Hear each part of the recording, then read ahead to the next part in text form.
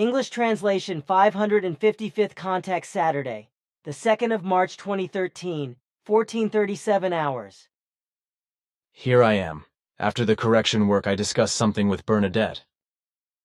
Also because of the interruption when Cuneo and two people had telephoned from Japan, which I was also involved in. Did you notice what it was all about? Naturally. Then I do not have anything to explain. But can I ask you something right now if you agree? Of course. It is about Ratzinger, who calls himself Pope Benedict XVI. The cynical, fanatical, and hypocritical guy is now resigning, so a new papal election is due. And the question when and what will be the result. Do you already know something about it? That is the case, yes, because the whole thing interests me personally, but I do not want to make an official statement about it. You know what we decided about predictions. As an exception, perhaps? Many exceptions will no longer exist in the future anyway, if at all. From this perspective, good. So, the conclave will begin on the 12th of March, and already on the 13th of March, a man from Argentina called Jorge Mario Bergoglio, who will call himself Francis, will be elected as the new pope. There is a prophecy about the last pope. Is there already any indication that this prophecy about a world fire will be fulfilled? Many things have changed in this regard, and they have changed for the better, so there is no indication at the moment that the prophecy will be fulfilled. Of course, a lot can still change, also in a negative way, which could fulfill the prophecy, but as I said, there is no indication at the moment that the prophecy will be fulfilled. Let us be surprised, because a great deal can change very quickly among the human beings of this earth, both for the better and, unfortunately, very often for the worse. But there is something else. Recently, 3 television programs have been broadcast which dealt with the Roman Emperor Constantine, although it is clear that to this day it is not clear what really happened with and around him. Do you perhaps know something that says more than all the poor suppositions of our antiquity researchers? They are in fact only unprovable conjectures that are far removed from any reality. But I can make a few things clear according to our annals, which I have studied because this is my duty in relation to my task concerning the vast history of the earth and its humanity. So I have the following to say on your question. The Roman Emperor Constantine was a brutal power politician and mass murderer who, on the 28th of October in the year 312 AD, respectively, Emmanuel, unintentionally laid the foundations for making Rome a Christian empire. But the whole thing did not happen by a vision or by a miracle, as Christianity likes to demonstrate, but by a bloody and brutal military butchery at the Milvian Bridge off Rome in the fight against Maxentius. In this battle at the Milvian Bridge, Constantine stood against his imperial rival Maxentius and brought about his defeat. Allegedly, this victory resulted in a victory of Christianity over the pagan world. It has since been claimed that Constantine saw a sign in the form of a cross in the sky the night before, and heard a voice telling him to use the seen symbol as a battle sign. The wording of the voice is said to have been something like this: "In this sign you will triumph," but the whole story is not true, because the usurper, Emperor Constantine, he was indeed a murderer, a mass murderer and an unscrupulous man of power, did not triumph in the sign of a cross, but because he and his troops were inhuman butchers, brutally murdering and mass slaughtering human beings in a bloodthirsty manner, thus achieving victory over Maxentius. The beautiful story that victory was achieved indirectly through the sign of the cross corresponds to an untrue legend that was created years after the battle and circulated in Christian circles. So Constantine had no vision, and as an intelligent power politician, he would also not have dared to fool his pagan troops with such nonsense that a Christian God or Christ himself had given him a symbol of the cross as a sign of victory in battle, so that they should have gone into battle with a Christian symbol on their shields. Constantine's army was pagan in its entirety, and as an unscrupulous power politician, he was wise enough to take into account the cultic polytheism of his army, who saw in him a protege of the gods, so their greeting for him was also always, "May the gods protect you." Therefore, he was also convinced that he owed the victory against Maxentius to his divine helpers. It was only later, long after the battle, that the story of the symbol of the cross was invented and interpreted as a Christian vision of Constantine, with the emperor himself also playing a decisive role. There is no denying that he saw something in the sky, for his troops were also able to observe the spectacle. The alleged sign of the cross, however, which Constantine later attributed to him as a vision or as a divine celestial sign, was nothing more than a meteorite about 2 meters in size which had entered the Earth's atmosphere, glowed up, and drew a fire trail behind it before exploding at an altitude of about 24,000 meters. Smaller fragments falling down to Earth created some small impact craters in the central Italian plateau, but they are very insignificant and, to my knowledge, have also not yet been recognized as such. It is a fact, however, that from this time on, that is to say from the year 313, Christianity, which was a persecuted religious community in Rome, as well as in the rest of the empire, rose to become the privileged religion in the Roman Empire, especially through the so-called Edict of Tolerance written in Milan in 313. So it happened that a power politician washed with all the tricks of the trade opened up the empire to the new faith, allowing Christianity to spread rapidly. However, since Christianity was then able to rise strongly without being persecuted in the old way, it has been claimed, which is not true, however, that Constantine, who emerged as a murderous victor from the Battle of the Milvian Bridge, turned the merciful Christian God into a radiant God of victory. As a result, the Christians of the Roman Empire also became good citizens. At least that is what the so-called Edict of Tolerance of Milan declared in 313. But this did not correspond to the real facts because the whole thing was not that simple. The truth is that the Christians were not the destroyers of the Roman Empire, as it was portrayed at the time, but they were enemies of the various cults and religions and, moreover, immensely fanatical sectarians. Although the believers were dominated by the cults and religions, there was a certain loyalty between all of them. This, however, was attacked by the rise of Christianity and was severely damaged by its fanatical and militant intolerance, and eventually dissolved. As a result, the bonds and connections that had been formed over a long period of time were also lost, but only on the basis of the new sectarian Christian faith, which was first combined with the cult of Natalis Solis, the god of the sun, whose feast day was celebrated on the 25th of December, and which Christians secretly adopted as the feast of Christ, respectively as the feast of the birth of Christ. From the year 339 onwards, Christians officially began to celebrate the alleged birth of Christ more and more officially at the same time, as the Natalis Solis festival, because this cult continued to exist for a long time, although this festival of Christ had been secretly practiced for around 30 years. Constantine also belonged to these Christ festivities, for he had already fallen prey to the Christian faith in 309, although he was at the same time a follower of the Natalis Solis cult and believed that he would be able to consolidate his power more easily if he was dependent on the gods of both cults. So he served both cults at the same time, with the full calculation that he could only achieve his goals as a power-hungry politician and autocrat if he was also on good terms with both great cults. Officially, however, Constantine preferred the sun god cult for himself and his power-hungry plans, although he was also of the erroneous belief that the sun god was more favorable to him than the Christian god and various other gods.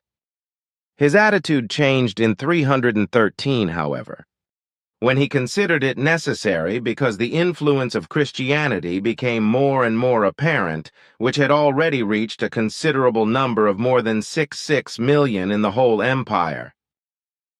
His change of faith was the result of a pragmatic decision. But this resulted in the Christian God becoming the Roman emperor's god of victory. And in order to be able to give victory to the whole thing, he and like-minded people also invented the story of the cross symbol, which was supposedly shown to him as a divine Christian sign of victory for the Battle of the Milvian Bridge.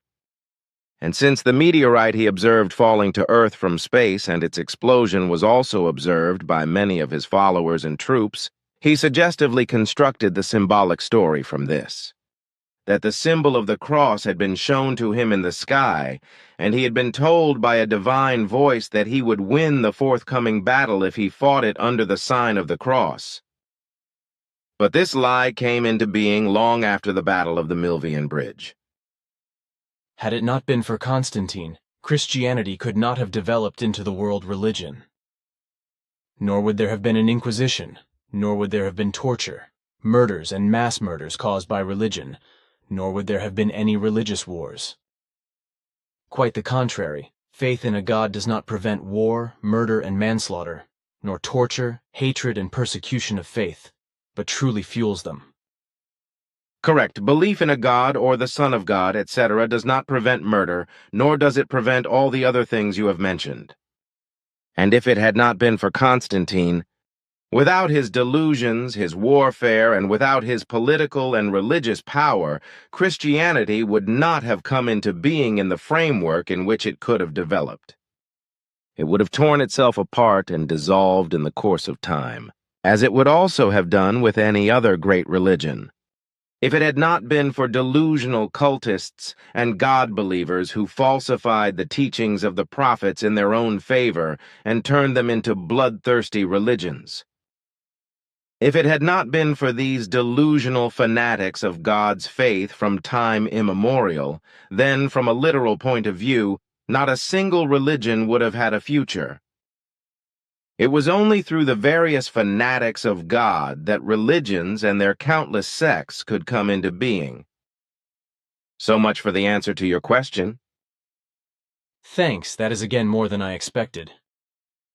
Now I have a question about Urk, the Lake Zurich pile dweller who was killed in the Austrian Ötztal Mountains. It must have been 5 or 6 years ago now, when after an official contact conversation, we discussed some special things in private, and then the speech also came to Urk, and you explained that he was actually a descendant of a southerner who left his southern homeland with his son Urk and moved north across the Alps, where he settled with lake dwellers on Lake Zurich, who accepted both into their clan. However, since our conversation was, among other things that were discussed, of a private nature, your statement in this regard is of course not written down. You also did not explain at the time why Urk and his father were actually recognized and accepted as strangers by the Lake Dwellers clan. That was certainly not usual. And how did it happen that Urk then became the clan leader? And how did it come about that he undertook long journeys, which also led him to Austria for the last time, to the Ötztal Alps in Simelaun, where he died? That would interest me. I remember that, but we did not talk about it together 5 or 6 years ago. But already 10 years ago, after our official 347th conversation on the 19th of August 2003. Terrific. If that is so, then I have been quite trumpeting myself in that time. I want to have your memory. Since my collapse in 1982, I have unfortunately been struggling with it. That may be true with regard to such memories of conversations, but I guess that despite the amnesia you suffered in 1982, you have at least regained your memory with all its importance. This is particularly true with regard to the teaching and missionary aspects, where there is nothing to criticize. If you see it that way, it corresponds to the given facts. But what is to be said regarding your questions is this: Urk, whose real name was Onda, and his father left their homeland after Urk's mother died, and the father was a human being who constantly crossed over to the mainland and made major journeys that took him as far north as Lake Zurich, where he traded with the pile farmers. So he was well known to them and was taken in by them together with Urk when they asked for admission after the death of Urk's mother. The fact that Urk's father risked his life in an emergency situation for the pile dwellers also contributed to their acceptance. As an original Southern Island dweller, Urk's father was also familiar with good fishing methods, so he taught these and other skills to the clan members, which led to his being appointed as successor when the clan leader died. Unfortunately, he also died less than 2 years later, so Urk was appointed the new leader as a result of a new regulation. Like his father, however, he was constantly and often for many months on the road, usually together with other clan members, to trade with other clans. This was also how he came to the Ötztal Alps, where he died. And that is all? Much more is not known to me. But while we are at it, whenever I can spare a little time, I use our notes to read through the conversation reports you have written down, comparing them with each other. Sometimes I come across spelling mistakes, but also omissions of phrases. Most of the time you can leave the erroneous or missing things alone, but it also turns out that something may have to be corrected. Thus, I have also found a part of a sentence, the absence of which I noticed when reading and checking the older conversation reports. And this is one of my statements in the conversation report number 250 of the 26th of October, 1994 in Volume 7, sentence no. 108, page 303. The following sentence is not completed. You are not mistaken. After Dick nicht, the comma is missing, and the rest of the sentence, which was spoken by me completely as follows, but is not listed in Volume 7, so the missing part has to be added. But there were other circumstances at that time which were the cause of the extinction of about 75% of all living beings, such as enormous worldwide volcanic activity on land and at the bottom of the oceans, which caused the water to boil and caused primeval megastorms which reached more than 30 kilometers into the air and destroyed the ozone layer, etc. There is also a missing part in the 65th sentence of Quetzal. In the 218th report of the conversation of the 30th of May, 1987, in Volume 5, page 333. There it says, in every galaxy there is a black hole in its center. The comma and the rest of the sentence are also missing here.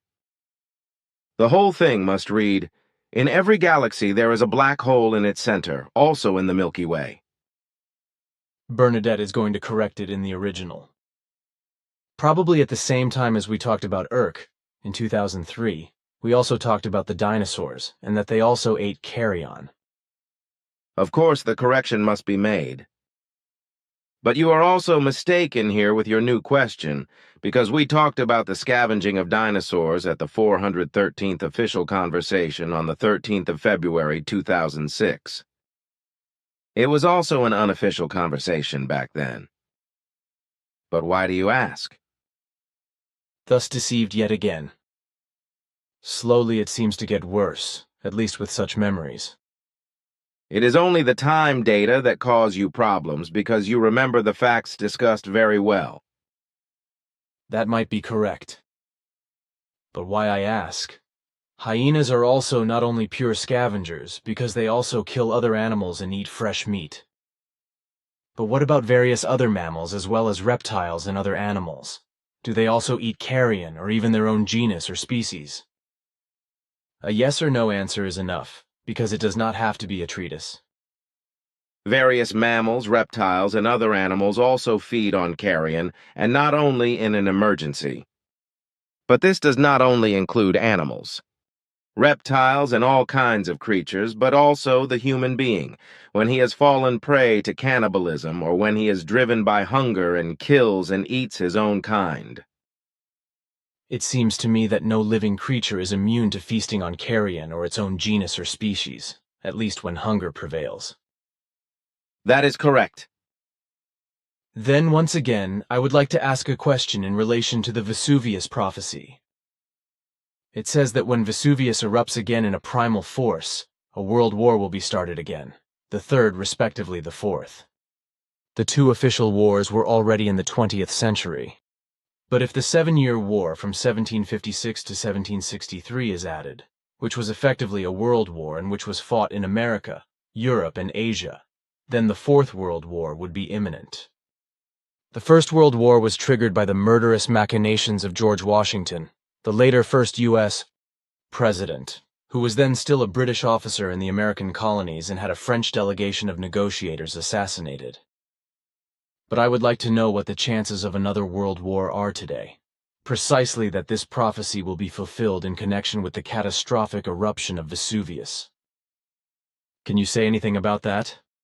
In this respect, everything has changed because many things have changed for the better, both geophysically and politically. And consequently, the relationship has changed in terms of the combination of politics and the geophysical moments of Vesuvius's interior life. So that the whole thing has shifted in such a way that, at least for the moment, there is no longer any connection. You say, at least for the moment. Does that mean that conditions can change adversely again? This possibility exists, of course. Vesuvius is considered the most dangerous volcano in the world. Do we have to fear a serious eruption in the near future? Not in the near future, but one is imminent, which will then trigger a catastrophe. I do not want to say more about this, because warnings are useless with the Earth humans, as we have learned and experienced by publishing our predictions. That is correct, unfortunately. As far as I know, geophysical is basically simply geophysics, which is a subfield of the earth sciences, but at the same time it is also a subfield of physics, or... That is correct. So geophysical means researching the physical properties and processes of the Earth's crust and interior, in other words, the geophysics of the solid Earth. Of course, this is correct, but there is also more connected to it, like oceanography, respectively, the physics of the oceans and the atmosphere. I think you mean meteorology, or? That also corresponds to correctness. Geophysics, to my knowledge, also includes the planets and their moons in our SOL system and non-SOL systems. First and foremost, the natural phenomena and processes of the Earth are geophysically recorded and investigated. Of course. You mentioned Yucatan in the Gulf of Mexico earlier, because something was missing in an earlier interview report. At the time, we were talking about what happened some 65-70 million years ago, when a gigantic space projectile about 10-11 kilometers in size crashed into the Gulf of Mexico and contributed to the extinction of dinosaurs and many other animals and creatures, along with huge earthquakes, volcanic eruptions, and the darkening of the Earth. The question of whether this was an asteroid, a meteor, or a comet. Our research showed that it was an asteroid that caused the catastrophe. But this was explained to you earlier. Possibly, yes. I know you make a difference between an asteroid and a meteor, meteorite respectively, meteoroid, and of course comet. With comets it is clear to me. But with asteroids and meteors I do not know where the differences lie, just according to your sense and understanding. With us Earthlings, asteroids and meteors respectively, meteoroids respectively, meteorites are all called with a different meaning. That is indeed so. In our language, we call asteroids and meteors differently, of course, but this is not important here, so we want to stick to the terms you know. We call a body an asteroid if it corresponds to a loose and porous or halfway compact mass. Such asteroids originate seen in relation to the Sol system from the asteroid belt between Mars and Jupiter, from the Kuiper belt, from the Oort sphere, or from the depths of space, no matter whether such a body flies through a solar system or not. And if such a body penetrates the Earth's atmosphere, for example, or falls to the Earth, it remains an asteroid either way, and thus does not correspond to a meteor. The largest asteroids have a diameter of many kilometers, and they move in relation to the SOL system on elliptical orbits around the Sun. However, as already mentioned, asteroids are usually not compact lumps of rock, but loose and porous heaps of debris that are held together only by their own gravity. In many cases, larger asteroids also have moons orbiting them as preceding or following companions, although such companions may also be flying before or after meteors. Much rarer also, comets are accompanied by fragments, which usually come from the comet itself from which they were blasted off. In contrast to an asteroid, a meteor is a solid and extremely compact body, which can also be very large and consists of metals, rare earths, and various minerals or hard rock. Mostly such bodies originate from the asteroid belt, but often also from the outer and outermost regions of the Sol system, for example from the Kuiper belt near Neptune or from the Oort sphere in the outermost solar region, as well as from the region of the next solar system, Alpha Centauri, respectively, its comet cloud, or much further away from the non-Sol world space, from where they can also penetrate into the inner region of the solar system. So you make clear differences between asteroids and meteors because their structure and the whole structure is different. But we also call asteroids or tiny asteroid fragments meteors or meteorites when they rush down as shooting stars, crash into the Earth, or explode or burn up in the atmosphere. For example, if such a meteor, which according to scientifically contradictory explanations is only small, but on the other hand is also supposed to be large again, because the explanations contradict each other, penetrates the Earth's atmosphere and crashes onto the Earth, then such a lump is called a meteorite. If such a small piece or bolide is still rushing around in space, then it is called a meteoroid. If such a meteoroid enters the Earth's atmosphere, it begins to glow and to burn up, whereby a bright glow, respectively, a shooting star or meteorite tail appears in the sky. The whole thing is then popularly known as a meteor or shooting star. However, if the meteoroid does not burn up completely on entering the Earth's atmosphere but explodes or falls to the Earth, it is called a meteorite. The meteorites can cause enormous damage, so it is said, even if they are big lumps. This is because the enormous impact speed of many kilometers per hour converts and releases the enormous kinetic energy. This in turn triggers a strong pressure wave. As far as meteoroids are concerned, there is, as far as I know, no exact definition of their size by terrestrial experts. The International Astronomical Union does refer to a meteoroid when it is decidedly larger than an atom, respectively significantly smaller than an asteroid. As far as I know, a comet differs from an asteroid in its chemical composition, whereby the proportion of volatile substances such as carbon monoxide and water is greater in comets than in asteroids. In relation to comets, it should be said that they are usually huge blocks of dirty ice, although comets also appear which have very compact rock, mineral, and metal cores, but with a thick outer shell of dirty ice, as Svath, your father, once explained to me. And since you said in reference to the Yucatan bolide that it was an asteroid, I assume that it was just a bolide with a somewhat compact core, or? That is correct. Asteroids can have somewhat compact cores depending on the type. Good. Then this is still known to me. When a comet comes close to the Sun on its orbit, its surface is slowly thawed by the Sun's radiation, and the volatile matter is blown away by the solar wind, if I may say so, creating the visible comet tail, which can reach millions of kilometers in length. It is therefore unclear to me what really is a meteor and what is an asteroid, although the contradictions in the various explanations given by earthly experts do not allow us to draw precise conclusions. Look here, I have copied some things from the internet, and it is interesting that different things are said about the same thing because obviously there is a certain disagreement. It seems that there are some contradictory views about meteors and meteorites and their Greek meaning, etc. There is a difference between meteorites and meteors. Meteorites are small lumps of rock and iron coming from space, too small for asteroids. Meteorites can penetrate our air envelope and, if they do not burn up in the atmosphere beforehand, strike the Earth and leave large craters. Meteorite falls are often accompanied by thunder and crashes. There are also meteorite streams that return at the same time every year. If you follow the path of the meteorites back, you come to a point where many meteorites seem to come from the radiant. The meteorites are named after the constellation in which their radiant is located. So there are, for example, the Leonids. Meteorites are divided into three classes. A. Chondrites. They represent 90% of all finds.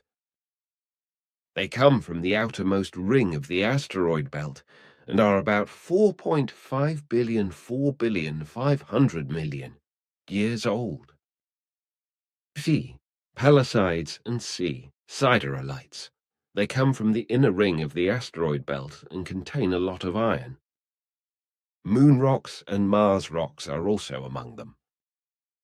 Meteors, on the other hand, only glow when electrically charged particles of dust from comets, for example, evaporate and light up. Meteors were also known as shooting stars in the past. Especially bright meteors are called fireball, also bolide. Another source says the following. What is a meteor? Meteors are astronomical celestial bodies in space, which can be between a few millimeters and kilometers in size. Every day, numerous small meteors plunge into the atmosphere of the Earth and burn up in the process. Another source says, every day, more than 180 tons of debris penetrate the Earth's atmosphere. This ranges from tiny dust particles to huge lumps of stone or iron. These debris can travel at speeds of over 13 kilometers per s. As a result, they leave a tracer when they enter the atmosphere. Before these debris enters the Earth's atmosphere, they are called meteoroids, and they come from either asteroids or comets. Asteroids are rocky and metal-bearing minor planets with a diameter of up to 500 kilometers. Meteoroids often originate from asteroids orbiting between the planets Mars and Jupiter. When asteroids collide, the fragments drift through space as meteoroids. Comets also pass through the solar system in large elliptical orbits. If they come too close to the sun, their ice melts and they lose matter. This comet dust also gives rise to swarms of meteoroids, which can penetrate the Earth's atmosphere. Some meteoroids also originate from Mars or the Moon. They were ejected from the surface in collisions with larger asteroids. Most meteoroids are made of stone. But there are also iron or stone-iron meteorites. If they do not burn up but reach the surface of the Earth, they are called meteorites. Another source states the following. The place of formation of meteorites is the solar system, and they provide valuable insights into its early days. Meteoroids that originate from the solar system have a maximum heliocentric speed of about 42 kilometers per s in the area of the Earth's orbit, c third cosmic speed. As the orbital speed of the Earth is about 30 kilometers per s, relative speeds of a maximum of 72 kilometers per s or 260,000 kilometers per h are possible. On entering the Earth's atmosphere, the meteorites are slowed down very strongly, heating up on the surface so that they partially melt or evaporate. Since the fall through the Earth's atmosphere lasts only a few seconds, the interior of larger meteorites in particular cannot heat up significantly. Only after the impact can the frictional heat generated on the surface be released into the interior by heat conduction. However, since the volume of the heated surface is usually small in relation to the total volume, the interior remains relatively cool and unchanged. Etymology. The word meteorite is derived from the Greek meta and dros, meaning raised high in the air cf. Meteorology. Until the middle of the 20th century, meteorites were mainly called meteoric rocks Before that, the terms aerolite airstone and uranolite skystone were also common. Until the beginning of the 1990s, the objects now known as meteoroids were listed as meteorites, as were the remains of these objects that had reached the Earth's surface. And another source provides the following explanation. Meteor's singularly standard language, the meteor. Technically, the meteor. From ancient Greek mete and dros, floating in the air, phenomena in the sky, celestial bodies are in the broader sense luminous, and weather phenomena in the Earth's atmosphere and on the Earth's surface. Many such phenomena were already described in antiquity, for example by Aristotle in his work Meteorology. Today's meteorology is concerned with the observation and description of weather events in the atmosphere, and only marginally with the associated luminous phenomena. The science of meteors, in the narrower sense, is meteorology. Today, meteor is also used to describe the luminous phenomena also known as shooting stars, which are produced by meteoroids entering the Earth's atmosphere. The few bodies falling to the Earth's surface are called meteorites. And yet another source. What is a meteorite? The original body of a meteorite, which is still in interplanetary space, is called a meteoroid. It either burns up as a shooting star in the Earth's atmosphere, or the remaining mass of the original body reaches the ground as a meteorite. The meteoroid has a speed of 11.72 kilometers per s, which corresponds to about 40,000 to 260,000 kilometers per h. By decelerating and interacting with air molecules in the Earth's atmosphere, the surface of the meteoroid partially melts and evaporates. For this to happen, however, the meteoroid must have a sufficiently large mass to reach the ground after passing through the Earth's atmosphere. This original body is not called a meteorite until it has crossed the atmosphere and reached the ground. The word meteorite has its origin in the Greek language and means in the air. In old writings, it is also called aerolite =airstone, uranolite skystone, moonstone, thunderstone, or bethely =soulstone. Most meteorites have their origin in the planetoid belt of our solar system. Almost all meteorites originate from the asteroid belt between Jupiter and Mars. The distance between Earth and Jupiter varies between 588 to 967 million kilometers. Only about 0.2% of meteorites originate from the planet Mars or the Moon. And finally, this source. Meteor, singularly the meteor, in standard language the meteor. From ancient Greek mete and dros, floating in the air, or phenomena in the sky, or celestial bodies, are, in the broader sense of the word, light and weather phenomena in the Earth's atmosphere and on the Earth's surface. Many such phenomena were described in antiquity, for example by Aristotle in his work Meteorology. Today's meteorology is concerned with the observation and description of weather events in the atmosphere, and only marginally with the associated luminous phenomena. The science of meteors in the narrower sense is meteorology. Today, meteor is also used to describe the luminous phenomena also known as shooting stars, which are produced by meteoroids entering the Earth's atmosphere. The few bodies falling to the Earth's surface are called meteorites. It is known to me how these concerns are defined differently on Earth. Asteroids and meteors, however, are as fundamentally different bodies as comets, although they all come from completely different areas. Meteors are, contrary to the loose and porous materials of asteroids, very compact bodies, and can reach orders of magnitude of planetoids. Therefore, they can be much larger than the sizes of asteroids. Then I guess that the red meteor announced in a prophecy is to be understood in this sense, that it is not an asteroid but a meteor, or maybe a small planetoid. That corresponds to the sense of the prophecy. Well, then I wonder what kind of projectile it was that exploded high above Germany in 2002 and is called the Neuschwanstein meteorite. Was it a meteor or an asteroid?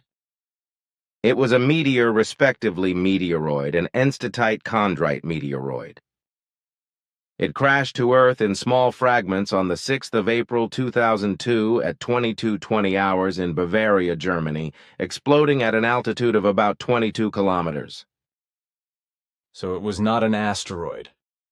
Well, then a question about Barack Obama. You stated that he was not the originator and strategist of the drone attacks on terrorists, etc., but that this responsibility was only put on his shoulders, because truthfully, it was others who would bear the responsibility for this idea and its implementation. Can you tell me what these elements are? The man in charge of this is John Brennan, who, together with a team, coordinates the whole thing and is also responsible for carrying out the drone missions. Aha, well, if you still have time, then I have some private things to discuss. We can do that. Thanks. Then the following.